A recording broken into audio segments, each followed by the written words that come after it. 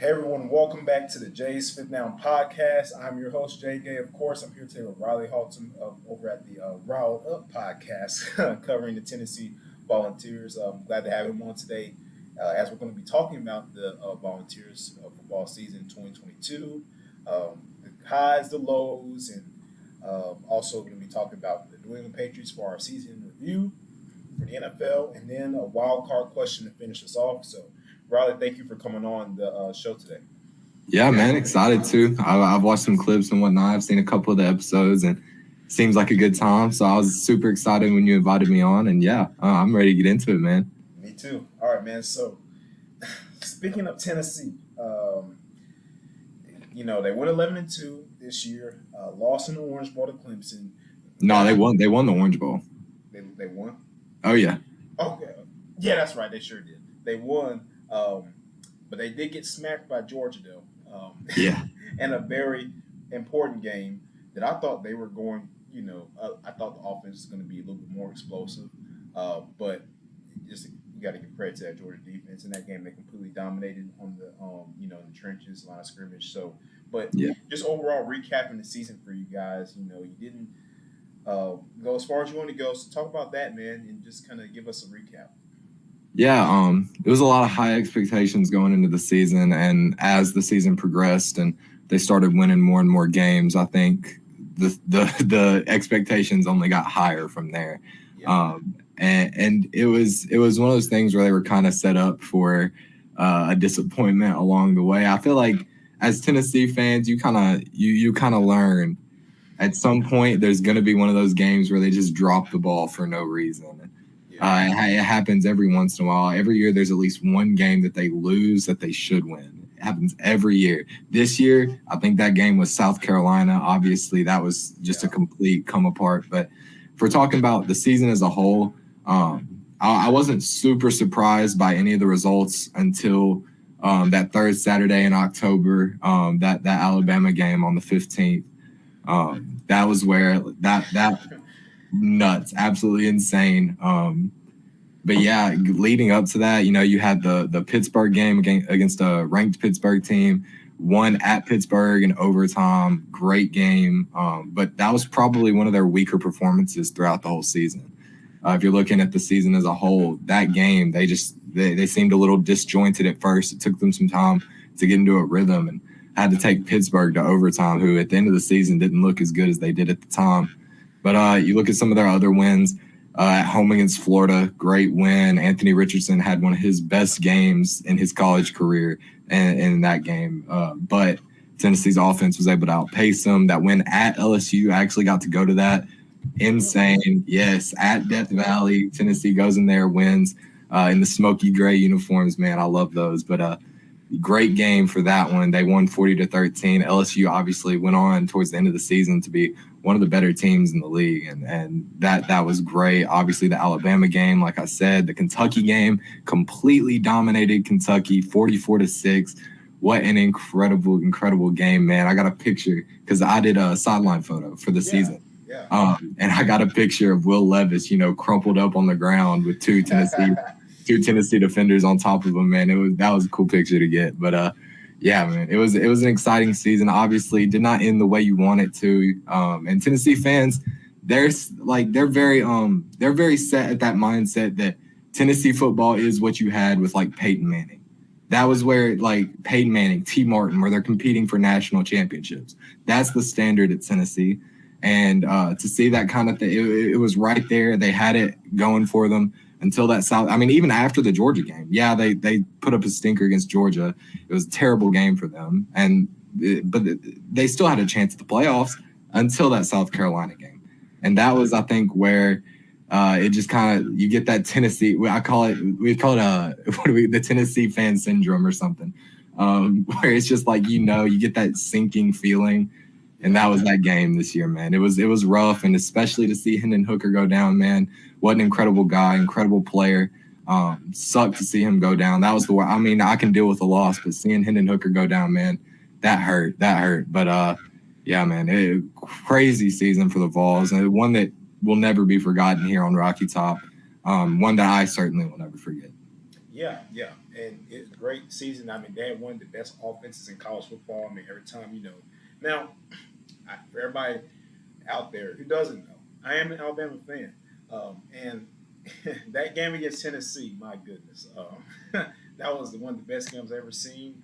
I mean, Jalen Hyatt went absolutely nuts. He had Yes. 5 touchdowns in that game. He's definitely a guy. Him and Hendon Hooker, guys that I definitely expect to be on NFL sidelines come next season for them. But just the offense was so explosive. Now, so losing guys like that among other key players, what's it looking like going into the 2023 season for Tennessee? Yeah, for the 2023 season, obviously losing Hendon Hooker is a big deal. He's going to go down as one of the greatest Tennessee quarterbacks of all time, and that's kind of crazy because he only played here for 2 years. Yeah. But he's going to go down as one of the Tennessee greats at the quarterback position.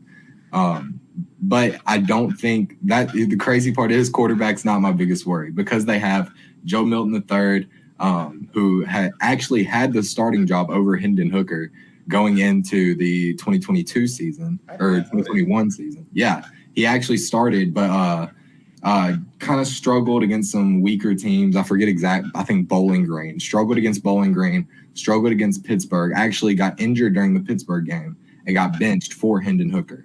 And from that point on, even after he had gotten healthy, obviously from the way Hendon Hooker was playing, he kept the job. But you look at the way Joe Milton played in that Vandy game and in the Orange Bowl.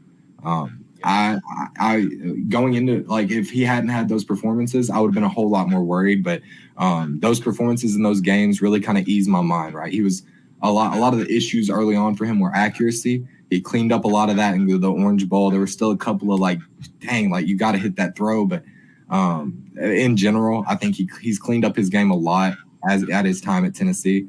And I'm excited to see what he does. I'm not really too worried about the quarterback position or wide receiver. Like you mentioned, Jalen Hyatt probably going to be a high draft pick this year.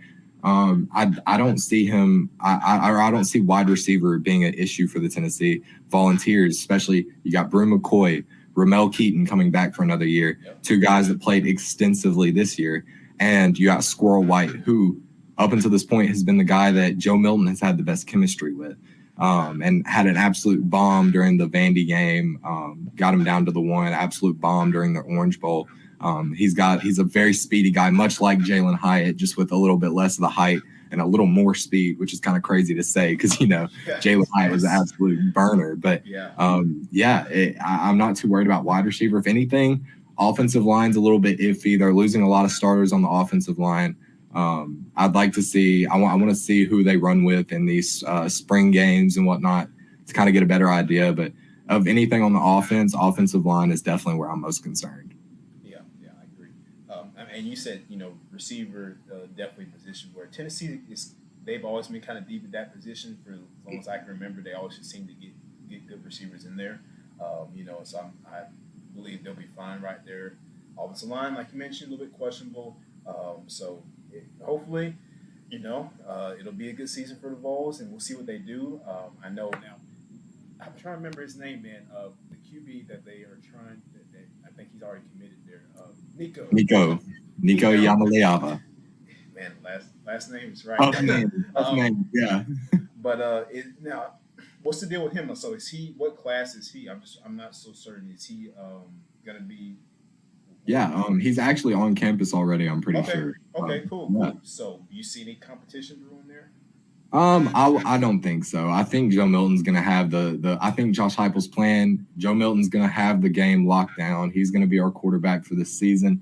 Let Nico get a little bit of experience under his belt. Let him bulk up a little bit because that's been a kind of a concern a little bit is to see him bulk up a little bit.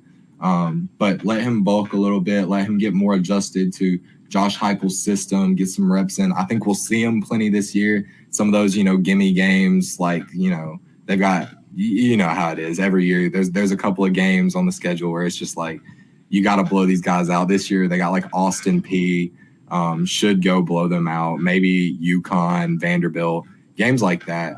I think you might see a little bit of Nico come in, get some relief time, when they're up a couple scores in the fourth quarter. Let him go out there, get some work, get some experience under his belt, running the offense in a game scenario. I think we'll see a little bit of him, but I don't see him taking over the starting job this year. Right. Yeah, I just want to get your opinion on that, man, because he is very talented. But you said you got a Absolutely. frame. You playing in the SEC, man. You and I both know you gotta you gotta be gotta bulk up because those guys are coming after you. Oh yeah. So next segment for us is the Patriots for our season review. New England, man, they finished 8-9 this year. Offense was a disaster. I mean, it just wasn't a good season for them. The fact they even won 8 games is beyond me. But, and Mac Jones visibly frustrated, obviously, a guy that we're both familiar with, from the SEC. Oh yeah. And he's a guy that, that you're fully confident in moving forward to starter, but it's just wasn't pretty this year for the Patriots. So what are your takes on that, man, this season for them? Yeah, I think the Patriots have a lot of issues. A lot of places they could go in this draft, a lot of places that they could improve. They've got holes up and down the roster. I think you look at wide receiver, that's a big issue for them. Yeah. They've got to get a playmaker on the outside if they really want to accurately evaluate Mac Jones, and I think that's going to be the route that they go to get some playmakers around him so that way they can better evaluate him. Obviously, they signed Jonnu Smith to that massive deal. He doesn't pan out. And I think they're either cutting him or looking to trade him or something. I think I saw something about that the other day, but sign him to one of the bigger contracts of that offseason. He doesn't pan out, and he just doesn't produce at the level you're wanting. A lot of issues there for them, but I think if in order for them to accurately evaluate Mac Jones, they've got to get him some support, beef up that offensive line, get him some playmakers on the outside. You got Ramondre Stevenson. You've got something there with him. So try to build around that and see if Mac Jones is really your guy. Yeah, I agree. Because the offense was very dysfunctional. I mean, their best receiver really was Jacoby Myers, and he is most likely going to be leaving in free agency, and getting a contract, which I expect to happen, and Vontae Parker didn't really – that didn't work, and they just don't have.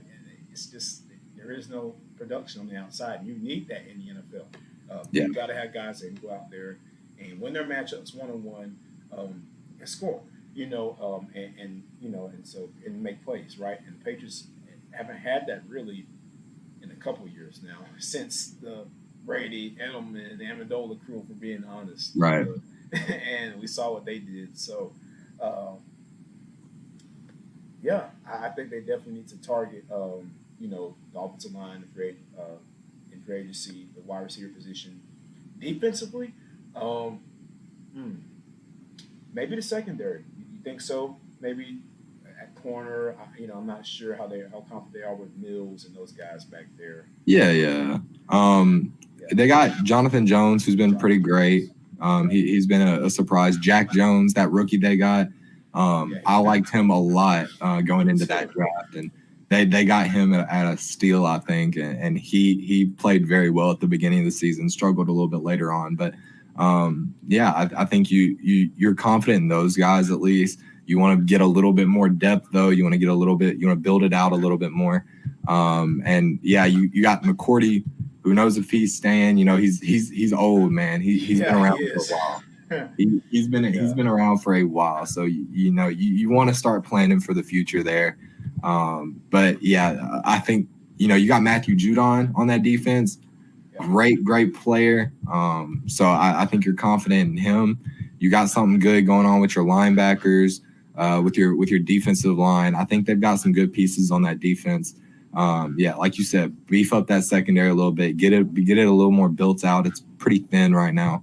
I feel like that's kind of an issue around the league right now. Most secondaries I feel like a lot of secondaries in the league right now are a little bit thin.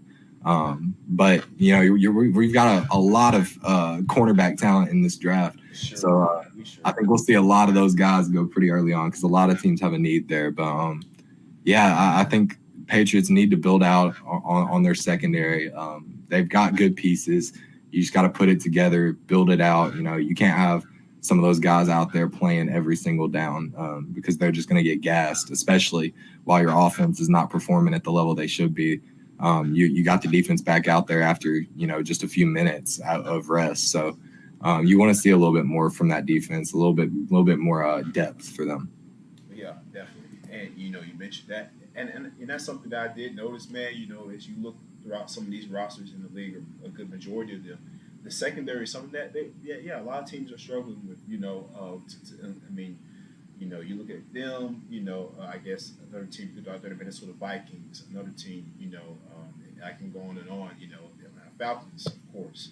I'm based here in Atlanta, so of course I do with Falcons, and I think that's something we definitely need to address as a secondary. Because man, at the end of the day, man, you gotta be able to. It's a pass heavy league now, so you gotta be able to stop the pass. You gotta be able to rush the passer, and you have to be able to cover. And those two are in tandem, and we don't have one. it- You know, you have one, but you don't have the other. It's just not going to work. So Yeah, that's key for me, in my opinion. So I see you're a Titans fan. that's So right. well, now, hey, you got now. Listen, man, you guys had a good run for a couple years, but down year this year, bro. So what? I mean, I just want to know, like, what's going on in Tennessee, man? What do you guys are doing? Quarterback is Malik Willis going to start? You keeping Tannehill? What's going on over there? So there was an interview at the combine not too long ago with Rand Carthon, the Titans' new GM. And he said something along the lines of he's excited to move forward with Tannehill. So it's looking like Tannehill is still going to be the quarterback in Tennessee.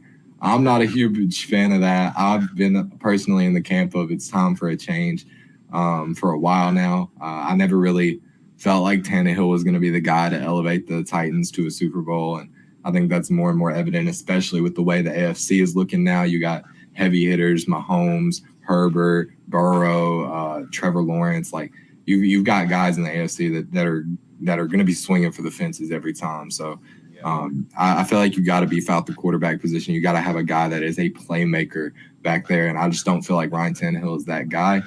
But I mean, for now at least, it seems like the Titans are going to run with him. I would not be surprised. Maybe Anthony Richardson's there when he went at 11 when the Titans pick. I would be excited if the Titans snag him there, but I don't think it's going to happen.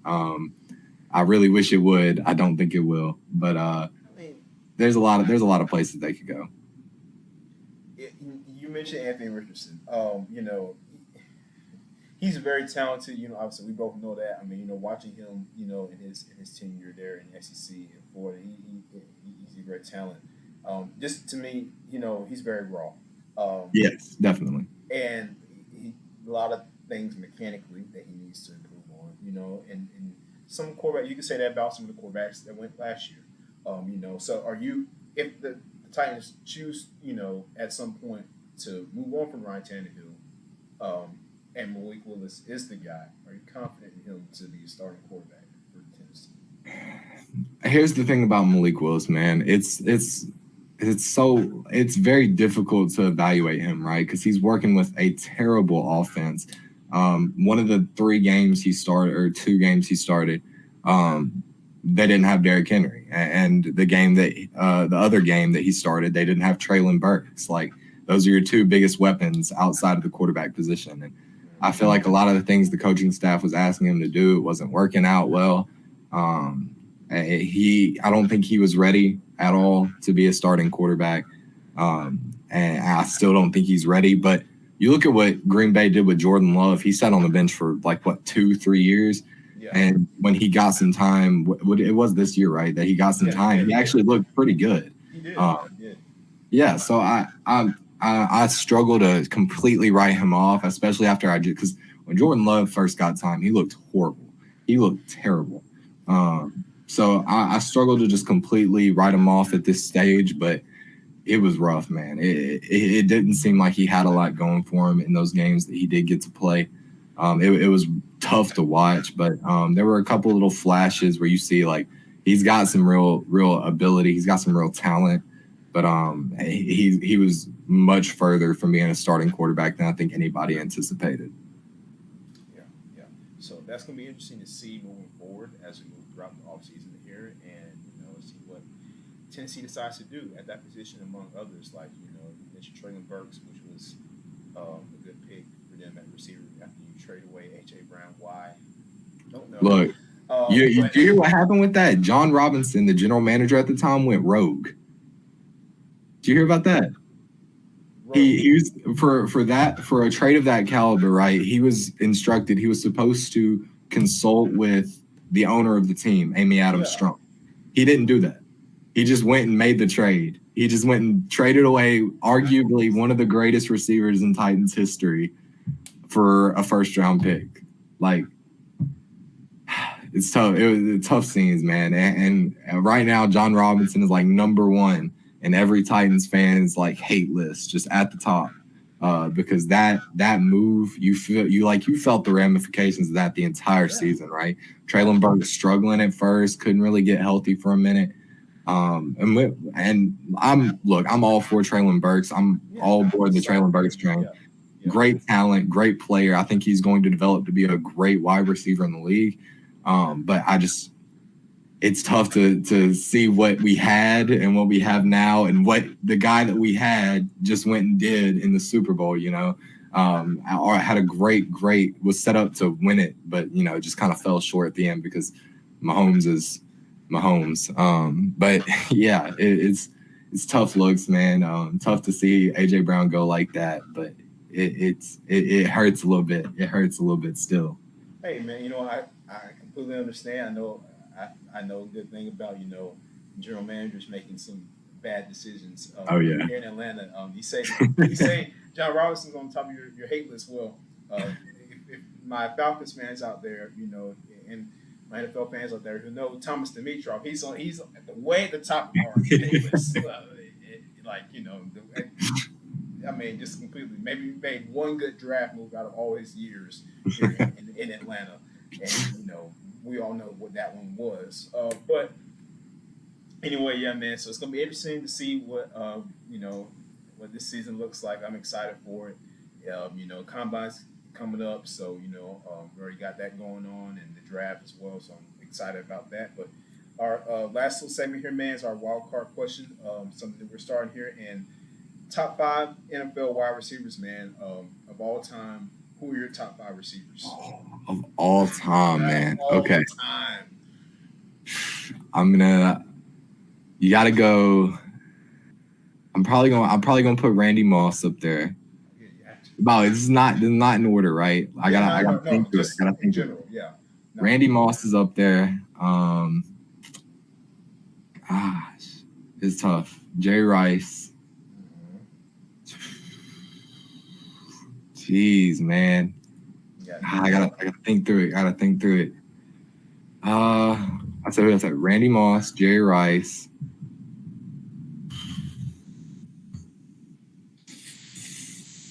T.O.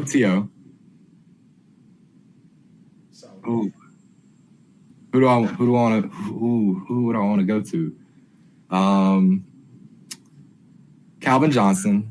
I'll go Calvin Johnson. Who do I want to go at 5, man? Who do I want to fill it out with? Marvin Harrison, maybe? I like that list. That's what I gotta go. Jerry Rice, Randy Moss, Marvin Harrison, Terrell Owens, Calvin Johnson. That's what I gotta go with. That's a good list. I was waiting for you. I was like, is he gonna put Megatron up there? Because like, okay, come on, you gotta put Megatron. I had to think through it. I got to him. I figured it out. You got to it. So I mean, that's a great list, bro. I mean, and I'll give you mine. So I got Jerry Rice, Randy Moss, Megatron, obviously. I'm not going to go T.O. here. I'm going to go Larry Fitzgerald and then Marvin Harrison. I didn't even think about Larry Fitzgerald. That's a great. I love Larry Fitzgerald, man. That's a great pick. Pro, great dude. He played a long time. And guy that a lot of people just love being around. His teammates love being around him. Cultural player, extremely just talented. All of these guys were. So. And Marvin Harrison's son, we see what he's doing in college football, right? He's definitely going to be a top pick next year. So Marvin Harrison Jr., shout out to him. Definitely you can tell you can tell that he's his dad's son. Yeah, man. So that about wraps up for the podcast today, Riley. We appreciate you coming on, talking some Tennessee Vols football. Again, good luck to you guys next season. But not too much luck because SEC. SEC. We got Good luck on every day except the third Saturday of October. There we go. Right, exactly. That's what I meant to say. And just talking about Tennessee, man. Of course, your Titans as well. Same here, and we look forward to that. And obviously, look forward to talking to you again as we get closer and closer. Throughout the off season to the draft. It's going to be fun. I'm looking forward to it, man. Thank you for joining us today, Riley. Yeah, man, I had a good time. Appreciate you having me on. It was a lot of fun talking about some football, man. I love just getting into it about some football. Yeah, so man, had a great time, brother. Of course. And tell us, man, where can we find your podcast at? Yeah, so on Twitter, it's gonna be Riled Up Pod at Riled Up Pod. On Instagram at riledup.pod, and on TikTok at Riled Up Pod. Okay, cool. Yes, you guys make sure you check out Riley's stuff there. Great stuff right there. And of course, you can check us out here on YouTube and every podcast platform you can think of. Follow us on the socials, Jason Down Pod. We're on IG, Twitter, TikTok, all that good stuff. So check us out there. And this has been Jason Down Podcast. Your host Jaden here with Riley. We will see you guys next time.